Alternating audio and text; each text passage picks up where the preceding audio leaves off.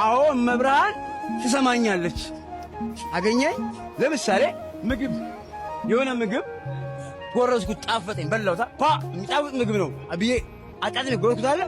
ልክ እንደዛ ሁሉ እኔ እመብርሃን ስሚኝ አለሽ፣ እያዳመጥሽ ነው፣ አንቺ ከእግዚአብሔር ጋር ታማልጅኛለሽ፣ እየሰማሽኝ ነው የሚለው ሐሳብ ወደ ውስጤ ሲመጣ ወይ ደግሞ የእመብርሃን ዛሬ ዕለተ ቀኗ ነው 21 ነው ቀኑ ማርያም የምትከበርበት ቀኑ ተብሎ እዛ አካባቢ ላይ ሲሄድ የሚሰማኝ ስሜት አለ።